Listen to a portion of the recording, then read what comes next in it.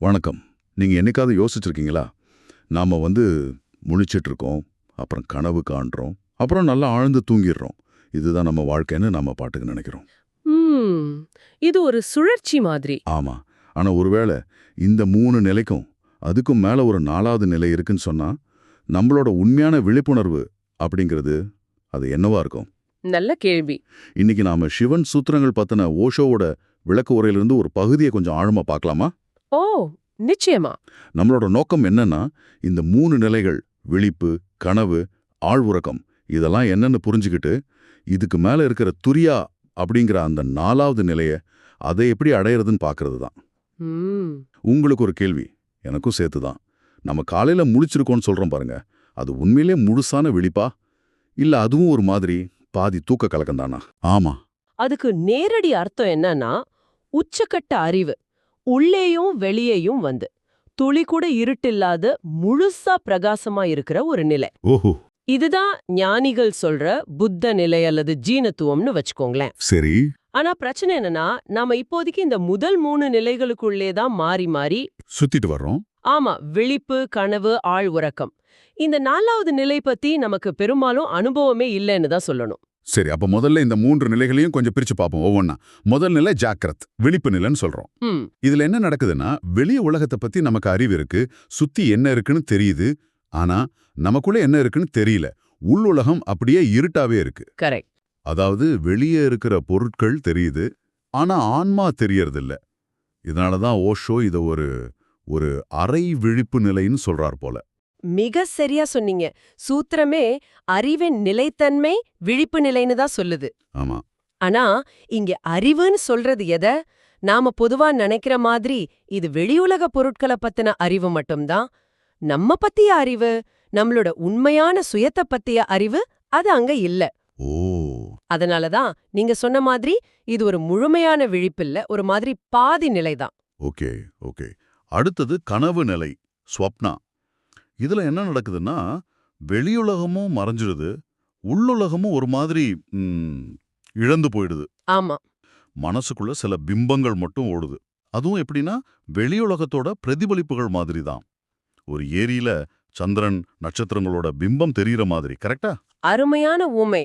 சூத்திரம் இத தேர்ந்தெடுப்பதே கனவு நிலைன்னு சொல்லுது. தேர்ந்தெடுப்பதா? அது என்ன அர்த்தம்? இது ரொம்ப சுவாரஸ்யமான வரி. இது ராத்திரியில வர்ற கனவை மட்டும் குறிக்கல. அப்படியா? ஆமா, பகல்ல கூட நம்ம மனசு எங்கெங்கேயோ அலையுதானே. நாம ஏதோ ஒரு விஷயத்த தேர்ந்தெடுத்து அத பத்தியே கற்பனை பண்றோம், யோசிக்கிறோம். ஆமா, பகல் கனவு மாதிரி. அதேதான். இது எல்லாமே ஒரு வகையில கனவு நிலைதான். நாம விழிச்சிட்டு இருக்கிறதா நினைக்கும் போதும் மனசு தனக்குள்ள ஒரு கனவு உலகத்தை ஓட்டிட்டே இருக்கு. அடடா. அப்போ பகல் கனவும் இந்த கணக்குல தான் வருமா? கேட்கவே ஆச்சரியமா இருக்கு. சரி, 3வது நிலை ஆழ் உறக்கம், சுஷுப்தி. இதுல இதுல முதல்ல வெளி உலகத்தோட தொடர்பு போயிடுது. அப்புறம் மனசுல ஓடிட்டு இருந்த அந்த பிரதிபலிப்புகள், அதாவது கனவுகளும் நின்னுடுது. ம். மிச்சம் இருக்கிறது ஒரு ஒரு முழுமையான இருட்டு. உள்ள என்ன நடக்குது, வெளியே என்ன நடக்குதுன்னு எந்த அறிவும் இல்ல. சரியா? அதேதான். சூத்திரம் சொல்றபடி சுய விழிப்புணர்வு இல்லாமையும் சுய நினைவின்மையும் ஆழ் உறக்கத்தின் மாயையை உருவாக்குகின்றன. ஓ. நம்ம ஆழ்ந்த தூக்கத்துல கிடைக்கிற ஓய்வை ரொம்ப கொண்டாடுவோம் இல்லையா? ஆமா. நல்ல தூங்கி எந்திரிச்சா ஃப்ரெஷ்ஷா இருக்குன்னு. ஆமா. ஆனா கவனிக்க வேண்டிய விஷயம் அங்கேயும் சுய நினைவு கிடையாது. கரெக்ட். அதனால இதுவும் முழுமையான நிலை இல்ல. சுருக்கமா ஒரு கோர்வையா பார்த்தா, விழிப்புல வெளி உலகம் மட்டும் தெரியும். கனவுல, அதாவது விழிப்புக்கும் ஆழ்வுறக்கத்துக்கும் நடுவுல வெளி உலகத்தோட பிரதிபலிப்பு தெரியும். ஆனா உண்மையான பொருள் தெரியாது. ஆழ்வுறக்கத்துல ரெண்டுமே தெரியாது. இப்போ இந்த 3 நிலைகளையும் தனித்தனியா விலகி நின்னு யாரு பார்க்க முடியுதோ அவங்கதான் வீரேஷஹா, அதாவது உச்சகட்ட வீரன், உண்மையான தேரியசாலின்னு சூத்திரம் சொல்லுது. வீரேஷஹா, உன்னத வீரன். ஏன் அப்படி ஒரு பேரு? சரி. அப்போ இந்த 3 நிலையிலிருந்து வெளியே வர்றது எப்படி? அந்த 4வது நிலைய துரியத்தை அடையறதுக்கு வழி என்ன? நீங்க சொன்ன மாதிரி மைய சூத்திரமே இதை மறுபடியும் சொல்லுது. ஆமா. விழிப்பு, கனவு, ஆழ் உறக்கம் ஒவ்வொன்றையும் தனித்தனியாக அறிதல் 4ஆம் நிலை அடையப்படுகிறது. ஆனா இது எப்படி சாத்தியம் நடைமுறையில? இதுல இருக்கிற பெரிய சிக்கலே நாம ஒவ்வொரு நிலை கூடவும் நம்ம முழுசா அடையாளப்படுத்திக்கிறது தான். ஆமா. நீங்களே யோசிச்சு பாருங்க. கனவு காணும்போது அது கனவுன்னு நமக்கு தெரியறதில்ல. அந்த கனவு உலகத்துல நாம ஒரு பாத்திரமா மாறிடுறோம். ஆமா. அதே மாதிரி முழிச்சிட்டு இருக்கும்போது இதுதான் நிஜம், இதுதான் நிரந்தரம்னு நினைக்கிறோம். கோபம் வந்தா நாமளே கோபமா மாறிடுறோம். துக்கம் வந்தா நாமளே துக்கமா மாறிடுறோம். சரிதான். நம்ம உடம்புல வயசு மாறுற மாதிரி, பருவங்கள் மாறி வர்ற மாதிரி இந்த உணர்வு நிலைகளும் வந்துட்டு போகுது. ஆனா நாம இதிலிருந்து வேற தனிங்கிறத உணர்றதே இல்ல. உணர்றதில்ல. இதுக்கு முல்லா நஸ்ருதீனோட ஒரு கதை ஞாபகம் வருது. சொல்லுங்க. அவர் நண்பர் ஒருத்தர் நல்ல குடிபோதையில 3வது மாடி ஜன்னல்ல இருந்து பறக்க போறேன்னு குதிச்சிட்டார். ஐயையோ. அப்புறம் நண்பர் கேட்டாராம், நீ கூட இருந்தியே ஏன் தடுக்கல? அதுக்கு நஸ்ருதீன் சொன்னாராம், என்னடா கேக்குற, நானும் நீ நிஜமாவே பறப்பேன்னு நம்பிட்டேன். என் வேட்டி மட்டும் அவுந்து விழாம இருந்திருந்தா நானும் உன் கூட சேர்ந்து குதிச்சிருப்பேன். அடங்கப்பா. பாருங்க, சுயநினைவு இல்லாதப்போ மனசுல என்ன தோணுதோ அதுவாவே மாறிடுறோம். பகுத்து பாக்குற திறனே இல்லாம போயிடுது. இதுதான் பிரச்சனை. வேட்டி அவிழாம இருந்திருந்தா அவரும் பறந்திருப்பாரா? நம்புற மாதிரி இல்ல. ஆனா சொல்ற விஷயம் நல்லா புரியுது. நாம உணர்ச்சிகளோட எண்ணங்களோட ஒன்னா கலந்துடுறோம். அப்போ இதுக்கு தீர்வுதான் மகாவீரர் சொன்ன விவேக ஞானம். விவேக ஞானம். ஆமா, அதாவது பகுத்து பார்க்கும் அறிவு. ஒவ்வொரு நிலையையும் ஒவ்வொரு உணர்ச்சியும் தனித்தனியா பிரிச்சு பார்க்க கத்துக்கிறது. உதாரணத்துக்கு கோபம் வரும்போது, ஓ, எனக்குள்ள கோபங்கிற உணர்ச்சி வந்திருக்கு, ஆனா நான் கோபமில்லை, நான் இந்த கோபத்தை கவனிக்கிறவன் அப்படின்னு உணர முயற்சி பண்றது. கொஞ்சம் இடைவெளி விட்டு பார்க்கிறது. அதேதான். இந்த மாதிரி தனிச்சு நின்னு பார்க்கிற உணர்வு தான் 4வது நிலைக்கான முதல் படி. ஹிந்து தத்துவத்துல மாயைன்னு சொல்றதும் கிட்டத்தட்ட இதுதான். அப்போ உலகம் பொய்யா? இல்ல, உலகம் பொய்ன்னு அர்த்தம் இல்ல. ஆனா நாம உலகத்துல இருக்கிற பொருட்களோடவும் நம்ம மனசுல வர்ற உணர்ச்சிகளோடவும் நம்ம போட்டு பிணைச்சிக்கிறோம் பாருங்க. ஆமா. அந்த பிணைப்பு தான் மாய. அந்த அடையாளப்படுத்திக்கிறது தான் பொய். ஓஹோ. அப்போ இந்த பயிற்சியை எங்கிருந்து ஆரம்பிக்கிறது? நம்மளால கொஞ்சம் கட்டுப்படுத்த முடியற மாதிரி இருக்கிற இந்த விழிப்பு நிலையிலிருந்து தானே? ஆமாம், சூத்திரம் அதான் சொல்லுது. விழிப்பு நிலையிலிருந்து ஆரம்பிக்கணும். பசி எடுக்குதா? அப்போ உடம்புக்கு பசிக்குது, எனக்கில்ல, நான் இந்த பசியை அறிபவன் அப்படின்னு ஒரு சின்ன இடைவெளி விட்டு உணர முயற்சி பண்ணணும். ஓ. கால்ல அடிபட்டு வலிக்குதா? வலி உடம்புல இருக்கு, எனக்கில்ல, நான் இந்த வலிய கவனிக்கிறேன் அப்படின்னு பார்க்கணும். உபநிடதங்கள்ல ஒரு அழகான உவமை இருக்கு தெரியுமா? என்னது? ஒரே மரத்துல 2 பறவைங்க இருக்கு. மேல் கிளையில இருக்கிற பறவை சும்மா அமைதியா எதையும் செய்யாம வேடிக்கை மட்டும் பார்த்துட்டு இருக்க ஒரு சாட்சி மாதிரி. சரி. கீழ் கிளையில இருக்கிற பறவை இருக்கே, அது ஓயாம கத்திட்டு பழத்தை கொத்திட்டு கிளைக்கு கிளை தாவிட்டு இருக்கு. நம்ம மனசு மாதிரி. அதேதான். இந்த 2 பறவையுமே உங்களுக்குள்ளதான் இருக்கு.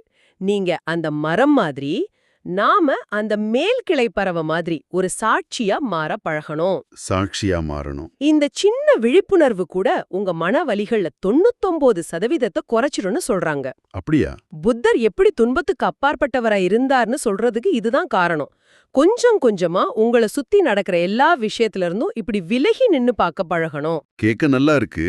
ஆனா இது ரொம்ப கஷ்டம்தான். ஏன்னா பல ஜென்மங்களா நாம எல்லாத்து கூடயும் ஒன்னா கலந்து பழகிட்டோம். அது அவ்வளோ சுலபமா போகாது.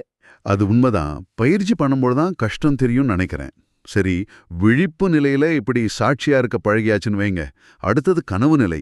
இதை எப்படி தனியா நின்னு பார்க்கறது? ராத்திரி தூக்கத்துல வர்ற கனவுல எப்படி விழிப்பா இருக்கிறது? அது முடியுமா? முடியும். அதுக்கு தான் முதல்ல பகல் முழுக்க விழிப்புணர்வை தீவிரமா பயிற்சி செய்யணும். ஓ, பகல் பயிற்சி முக்கியம். ஆமா, அப்பதான் அதோட தாக்கம் இரவுக்கும் தொடரும். ஜார்ஜ் குர்ஜீஃப் அப்படிங்கிற ஒரு ஞானி. குர்ஜீஃப். ஆமா, அவரோட சீடர்களுக்கு ஒரு நுட்பமான முறையை சொல்லிக் கொடுத்தார். தூங்க போறதுக்கு முன்னாடி படுக்கைய தொட்டு தன்னோட கைகளை தொட்டு, நான் பார்க்கறதெல்லாம் கனவு, நான் தொடர்றதெல்லாம் கனவுன்னு திரும்ப திரும்ப தனக்குத்தானே சொல்லிக்கிட்டே தூங்க போகணும். இப்படியே சொல்லிட்டு தூங்கணுமா? ஆமா, இப்படி சில நாட்கள் விடாம செஞ்சா கனவு ஓடிட்டு இருக்கும் போதே திடீர்னு அட இது கனவு தானே அப்படின்னு ஒரு ஞாபகம் வரும். கனவுக்குள்ளேயே வா? ஆமா, அந்த ஞாபகம் வந்த அடுத்த கணமே கனவு உடைஞ்சிடும்.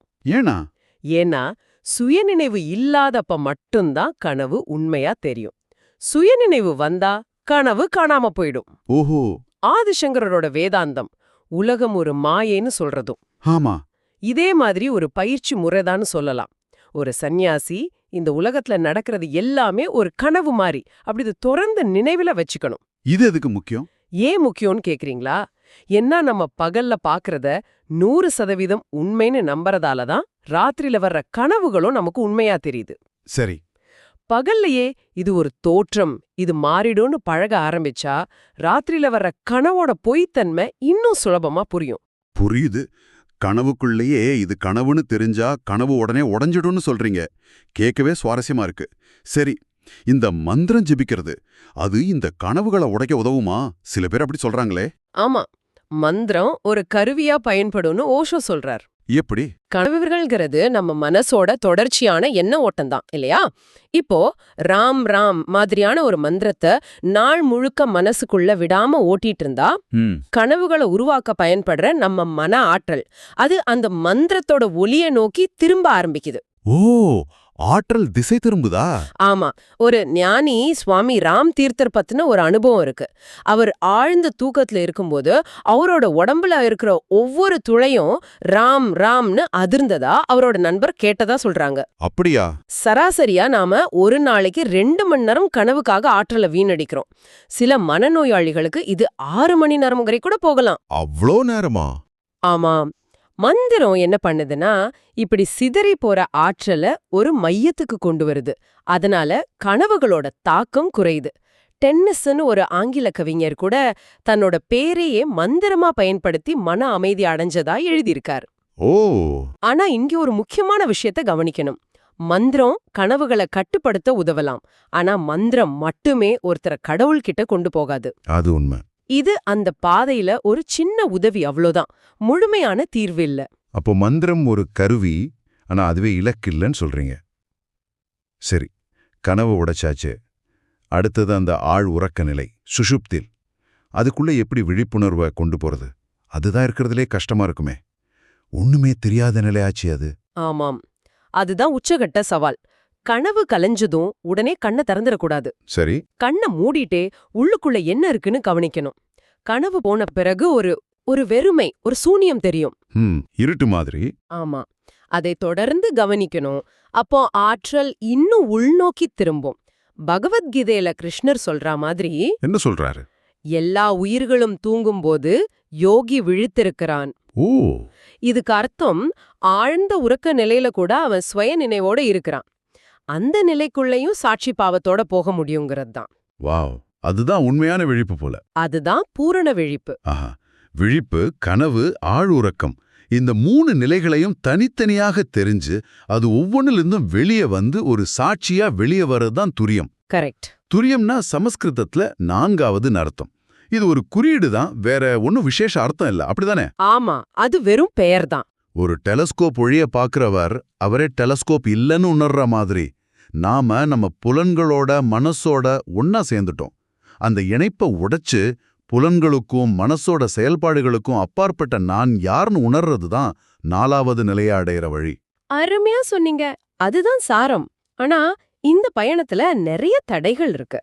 இருக்குமே. முதல் தடை நம்மளோட பழக்க வழக்கங்கள். நாம ஒரு இயந்திரம் மாதிரி வாழ்ந்துட்டு இருக்கோம். ரோபோ மாதிரி. ஆமா, ஒரு செக்கு மாடு மாதிரி ஒரே வட்டத்துக்குள்ள திரும்ப திரும்ப சுத்தி வரோம். சைக்கிள் ஓட்டுறது, கார் ஓட்டுறது, ஆபீஸ் போறது, வீட்டுக்கு வர்றது, இதுல எத்தனை விஷயத்த நாம முழு விழிப்புணர்வோட செய்றோம்னு யோசிச்சு பாருங்க. ரொம்ப கம்மிதான். எல்லாமே ஒரு பழக்கத்துல சுயநினைவே இல்லாம நடக்குது.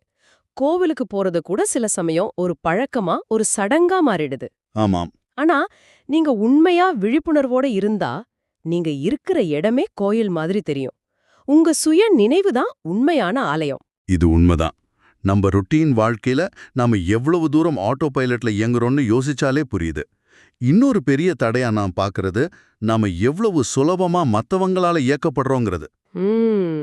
அதுவும் முக்கியம். யாராவது புகழ்ந்தா உடனே சந்தோஷம், யாராவது இகழ்ந்தா உடனே சோகம். நம்ம சந்தோஷமும் துக்கமும் அடுத்தவங்க கையில இருக்கு. நாம நம்ம வாழ்க்கையோட எஜமானர்களா, இல்ல யார் வேணா வந்து நம்ம பட்டனை அழுத்தலாமா? இதுக்கு சூஃபி ஞானி ஜுனைத் பத்தின ஒரு கதை அருமையா இருக்கும். சொல்லுங்க. ஒருத்தர் அவரை கண்டபடி திட்டாரு. ஜுனைத் அமைதியா, சரி இதுக்கு நான் நாளைக்கு வந்து பதில் சொல்றேன்னு சொல்லிட்டாராம். ஓ. அடுத்த நாள் அந்த ஆள் வந்தப்போ ஜுனைத் சொன்னாராம், இப்ப எனக்கு பதில் சொல்ல தேவையில்லைன்னு தோணுது. ஏன் கேட்டதுக்கு, நேத்து நீங்க திட்டினப்ப எனக்கு கோவம் இருந்தது, ஆனா என் குரு சொல்லிருக்கார், அவசரப்பட்டு எதையும் செய்யாத, கொஞ்சம் தாமதப்படுத்துன்னு. 24 மணி நேரம் கழிச்சு பாக்குறேன், இப்போ எனக்கு கோபமே இல்ல. அப்போ கோபம் இல்லாதப்போ பதில் சொல்ல என்ன இருக்கு அப்படின்னாராம். எடடா, என்ன ஒரு நிதானம். நினைச்சு பாருங்க, ஒரு நொடி தாமதிச்சா கூட கோபம் மாதிரி உணர்ச்சிகள் ஆறிடும். ஆனா நாம உடனே எதிர்வினை ஆற்றிடுறோம். கரெக்ட். இது மட்டும் இல்ல, கூட்ட மனப்பான்மைன்னு ஒன்னு இருக்குல்ல. ஆமா ஆமா. தனியா இருக்கும்போது செய்ய தயங்குற மோசமான விஷயங்களை கூட ஒரு கூட்டத்தோட சேரும்போது செஞ்சிடுறோம். உதாரணத்துக்கு ஒரு கலவரத்துல வன்முறை சேர்றது, ம், இல்ல ஒரு துக்க வீட்ல எல்லாரும் அழுதா நாமளும் அழறது, ம். ஹோலி பண்டிகையில எல்லாரும் ஆடினா நாமளும் ஆடுறது. இதுல பல சமயம் நம்ம உண்மையான உணர்வை விட கூட்டத்தோட தாக்கம் தான் அதிகமா இருக்கு. ஆமா, நம்ம தனியா இல்லாம போயிடுறோம். இதுல இருந்து விடுபடணும்னா நாம நம்ம உள்மனசோட குரலை கேட்க பழகணும். சரியா சொன்னீங்க. இன்னொரு முக்கியமான தடை, நம்மில் பலர் நம்மை நாமே சந்திக்க பயப்படுறோம். அப்படியா? ஆமா, அந்த பயத்தை தவிர்க்கிறதுக்காகவே வெளியுலக லட்சியங்கள்ல மூழ்கி போறோம். பணம் சம்பாதிக்கணும், பெரிய பதவிக்கு போகணும், நல்லா சாப்பிடணும், பொழுதுபோக்குல மூழ்கணும். இப்படி கவனத்தை திசை திருப்பிக்கிறோம். அதேதான். ஷேக்ஸ்பியர் கதைகள் மாதிரி பயனற்ற வெளிக்கனவுகள்ல மூழ்கி நமக்குள்ள இருக்கிற உண்மைய சந்திக்கிறத தள்ளி போடுறோம். வெற்றியின் மாயையும் இதுக்கு ஒரு காரணம். வெற்றியின் மாயையா? ஒரு லட்சியத்தை கஷ்டப்பட்டு அடைஞ்சவங்க கூட அதுல பெரிய சாரமில்லன்னு உணர்ந்தாலும் அதை வெளியே சொல்ல மாட்டாங்க. ஒரு அமெரிக்க அதிபர் இருந்தாரே, கால்வின் கூலிட்ஜ். தடவை ஜெயிச்சு அதிபரானார். ஆனா 2வது தடவை போட்டியிட மாட்டேன்ட்டார். ஏன் கேட்டதுக்கு, தடவை அதிபரானதே தவறு, அதுல என்ன கிடைச்சது? ஒண்ணுமில்ல, இன்னொரு 5 வருஷத்தை வீணாக்க விரும்பல. அதிபருக்கு மேல பதவி இல்ல, அந்த உச்சத்தையும் அடைஞ்சு பார்த்துட்டேன், அதுலயும் ஒண்ணுமில்லன்னு சொன்னாராம். ஆட, இப்படி நேர்மையா சொல்லிருக்காரா? ஆமா, இப்படி லட்சியங்களை அடைஞ்சவங்க நேர்மையா பேச ஆரம்பிச்சா உலகத்துல ஓடிக்கிட்டு இருக்கிற பல பயனற்ற ஓட்டங்கள் நின்னுடும். நம் மனசுல ஓடுற என்ன அலைகள் தான் கனவுகள். அதுக்கு அதிக முக்கியத்துவம் கொடுத்து அதை வலுப்படுத்த கூடாது. அப்போ நம்ம பழக்கங்கள், மத்தவங்க தாக்கம், நம்மள நாமே தவிர்க்கிறது, லட்சியங்கள் மேல இருக்கிற அதீத பிடிப்பு, இதெல்லாம் தடைகள்.